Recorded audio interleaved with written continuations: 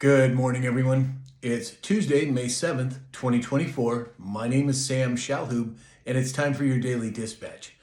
So, first up, there were some numbers, some comparisons that came out yesterday Biden versus President Trump.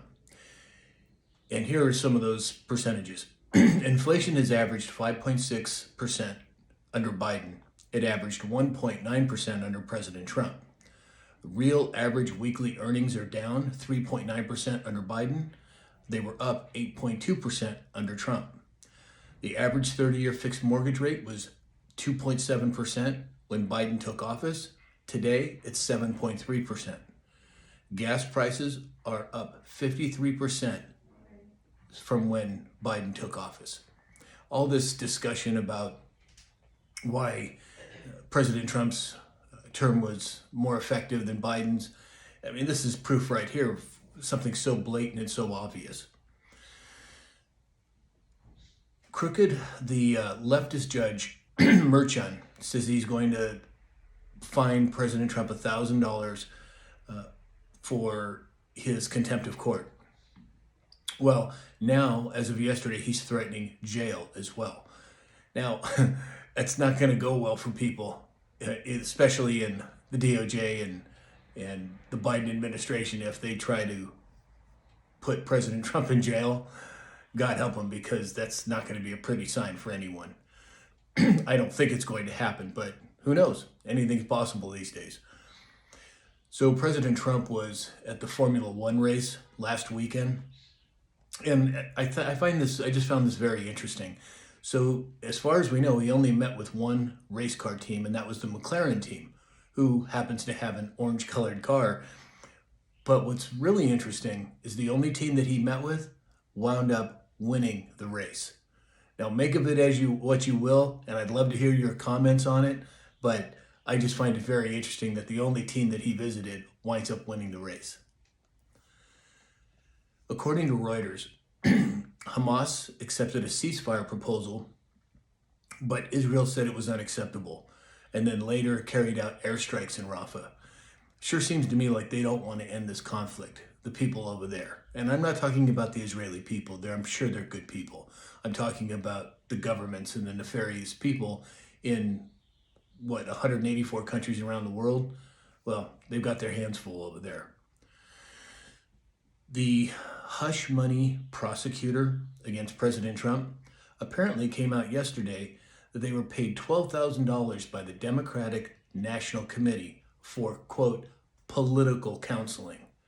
I mean, how much more obvious does it have to be? Well, it sure is coming out now.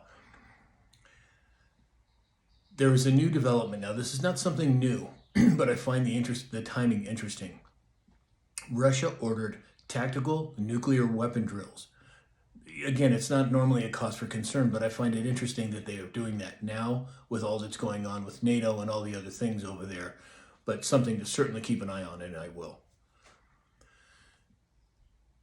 We've had all this influx of illegal immigrants coming into the country, and there's been a lot of different theories about why, and I'd love to hear your reasons, but this came out yesterday. And it said the Biden administration is, quote, strongly opposes excluding illegal immigrants from counting for congressional district apportionment and the Electoral College. I think that's one of the main factors that they have been trying to implement, is bringing in new voters, essentially. And it looks like the Biden administration, and I use that term very loosely, is strongly opposing that. They don't get to count. Well, only time will tell how it's going to play out, but I think that was part of what they were trying to accomplish with all this influx. According to Zero Hedge, 41% of Americans think civil war is likely by 2029. Some say sooner amid the chaos. Now, I don't think it's going to degenerate into a civil war. I could be wrong. I think that there's many other factors to play in here, but I find it interesting that 41% of American voters think it's likely. That's simply not a good sign. And let's not forget, there's 450 million legal gun owners in America. Yesterday, a domestic terrorist organization in Portland, they go by the name Rachel Corrie's Ghost Brigade released a statement yesterday in which they claimed responsibility for the torching of 15 vehicles belonging to the Portland Police Department on May 1st.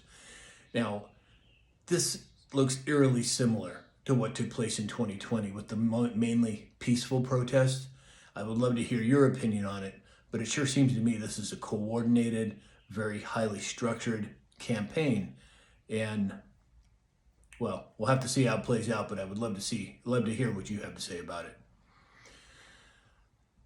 G20 members, and this is lastly today, the G20 members lobbied the European Union against seizing Russian assets. Remember we talked about last week that Janet Yellen's going to take $8 billion in gold that belongs to Russia and give it to Ukraine? Well, now Saudi Arabia and Indonesia have reportedly been raising concerns over their own reserves held in the West. And you can't blame them. What's to say if Saudi Arabia or Indonesia pisses off the people in charge over here, the people that appear to be in charge over here, why wouldn't they just take their money too? Well, I'm glad to see that they're at least bringing it up and putting up a fight. So that's all we have for today.